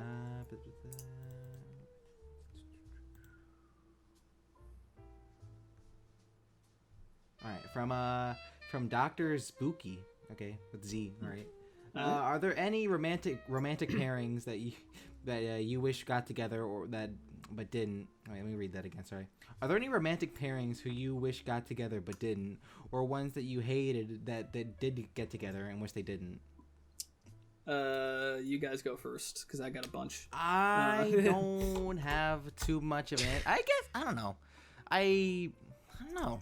That's a decent question, but I haven't watched it yet. But BoJack Horseman, like for the past like 5 seasons or like at least 3 seasons now, the character Princess Carolyn has like this character who's a mouse, who's a really nice guy. Just like they haven't gotten together. It's like I want that to happen, for fuck's sake. It's like cool. They're really nice together. I don't know. I thought it was very weird. I thought it was very weird that the end of regular show he was just with some random ass like Bat character. it's not Mark. Yeah, that's definitely one of the ones that really, it was just like, I get what J.G. Quintel was saying there. It's like, oh, you know, chances are the person It's you end up- realistic. It's definitely realistic. Sure. But, you know, you have all that build up with this entire, like, I heard love that- triangle only to just, like, chuck it out a window. One of the guns, again, I think it goes back to what we were saying about Kevin Smith, where it's like, that idea works in theory, but if you don't have the execution to back it up, it's kind of falls flat. I got really chewed out. I remember when I, like, it was on Pan's podcast, and I said I didn't like the regular show finale. There were, like, a ton of comments who were just like, Gary needs to die. If you didn't know, they didn't say that. They were like, Gary's an idiot for not liking that. No, I didn't quite like that either. I've never. Let me think. See, when you say pairings, they have to be like in universe justified. Like they have to be like there was some kind of like, because I have like crack ships, but like I don't. I mean, like you like shit, like a character you wanted to get together, but they didn't. It's tough. Or a character that did. A character I'll that tell did you the one that totally betrayed me. I'll tell you the one that completely came out of left field and makes no sense to me whatsoever. Digimon. Matt and Sora had no chemistry whatsoever during Digimon, in my opinion. And somehow at the end they end up together, and Tai gets left in the dust. And I'm like, this sucks. I hate this. Yeah, I never liked that. I wish Tai and Sora got together in the end and not Matt and Sora. I hated that. Yeah, that would be my answer. Digimon. All right. Very mature, I know. It's funny. It's fine. All right. We got 2 more questions here from Tim the Wizard. Who is a filmmaker who would be one of your favorites if their movies weren't so inconsistent in quality? What a podcast to say. It's almost it's almost too appropriate. Yeah, it's almost heaven. Jeez. Of course, do you have an answer that's not Kevin Smith? Do I Do you have have an answer that's not Kevin Smith, Porch? You act like I'm well versed in filmmaking. I'm sure you know directors, right? You need to know like something, right? You know I don't watch that. Okay, all right. Okay. Porch, How about you, Glem? How about you? I get so owned on these questions. Fine, it's awful. All right. My pick would probably be Neil Blomkamp. Sorry, folks. Like he had his chance to be my favorite director, and then he made District 9, which is a movie that I love, and it's a movie that's really, really good, and I rewatch from time to time. It's like, wow, this is why I love movies. And then I watched his other filmography, and like Elysium was okay. It was okay. It wasn't even as close to being as good as District 9, but it was all right. And then Chappie came out. Oh boy. It's like, oh, all right, okay. How about this? This is strange. Unironically, probably George Lucas, because I find him very interesting and funny. He's an interesting personality to me, but like everything now has been awful. So that might be like a cop out, but like I don't know. I don't know much. Do you count his the stuff he's produced and written as well as the stuff he's directed? Like, do you count the Indiana Jones movies as like partially George Lucas movies? I mean, yeah, sure. You count those. You can count those, yeah. And then like his stuff he did with like he had his own little production company that did like Howard the Duck and what else did they do? They did this movie that's really good called Twice Upon a Time, which is an animated film that not a lot of people have seen. But if you see it, you're gonna be like, "Oh my God, Pendleton Ward's gonna get sued." When they worked on Labyrinth. Yeah, he did work on Labyrinth. Yeah. He worked on Clone Wars, man. He did the entirety of the Clone. Well, I think he did the entirety. He was of the on Clone the entirety Wars of the Clone series, Wars. I think he was always a consultant. He was like funding it and shit, and he also made producing. Tales. He's like the reason that there's like a bunch of Jar Jar episodes in that show. I think that's a good answer. Honestly, I don't think that's like a hackneyed answer or anything. That's I think fine. I think there is legitimate disappointment to be had with George Lucas because, he was ambitious. Like, a lot of people come out and say like, it's the same problem with like Weezer, in my opinion. There's like so many comparisons you can draw, but like, a lot of people come out and say like, oh, George Lucas isn't the reason Star Wars is good. It's all everybody around him. And like people say like, oh, Rivers isn't the reason Reezer is good. And I think that's inherently unfair to both of them. But I think George Lucas could be a great filmmaker if he actually like committed to making these little tiny films he's been talking about making for years, but he'll never do it. I think he's just too comfortable at this point. Yeah. Whereas I He still made the tiny film Strange Magic. All the Disney though, checks he's so. getting, you know. I feel like Rivers still has the opportunity to be great. Anyway, for me, I was thinking about this while you guys were talking about it. I'm gonna go with an obvious answer, and it kind of ties into Kevin Smith, but Tim Burton. Man, what happened there? Tim Burton is just like, man, Pee-wee's Big Adventure, Beetlejuice, Batman, Ed Wood, Mars Attacks, Big Fish. I loved Big Eyes. I'm probably one of the few people that really likes that movie. But then you see all of the adaptation stuff he's done. All of like the Charlie and the Chocolate Factory, Alice in Wonderland, Planet of the Apes. Holy shit. Dark Shadows. Dark Shadows. Dumbo. There's more. There's definitely more. Frankenweenie was like the last one. Frankenweenie, but like that doesn't even count. Kinda like that's just like, oh, The Corpse Bride. Ugh. But like Frankenweenie is just like that. It's good. I like that movie a lot, but it's just like I've seen it. It existed before that came out, so it's just like I don't know. He's like a guy who like I remember watching like Batman again and again and again in like high school, and I was like, this movie's awesome. Like I know people have problems with like the continuity, the kind of they took liberties with like, you know, Batman killing people and like the Joker being Batman's parents' murderer. But aside from those things, Michael Keaton as Batman is amazing. The art direction is incredible. I love the camera angles he goes for. I just like that movie in general. And then like Beetlejuice like had this resurgence in my life recently where it's just like, oh, this movie's like brilliant. Like everything about this movie is awesome. And it's like the big inspiration behind something I'm writing right now. So like it's a bummer for me to kind of see him like not be him, if that makes sense. Like he has not been himself since the mid 90s, I would say. Big Eyes is an exception, I would say, but like yeah, that's a big bummer, honestly, Tim Burton for me. I think he would be easily like one of my favorite filmmakers if he didn't lean so heavily into the Hot Topic style, if he didn't do shitty adaptations of movies that didn't need to be adapted, and if he just gave a damn about the stuff he was making. That's Stop putting fucking Johnny Depp in his movies. Hey, did you notice that when he does Dumbo. not? You notice that when he does not use Johnny Depp, his movies are pretty good. Like Big Fish and Big Eyes. I remember watching Alice in Wonderland and hating that movie like legitimately. And then I forgot that they had a sequel in 2016. Not directed by Alice by him. Through the Though. Looking Glass. Yeah, it's not directed by him. It's just like a sequel, but I just forgot about that movie's existence. I don't know. Did you know there was a Nutcracker movie last year that was put out by Disney that nobody I heard saw? about that.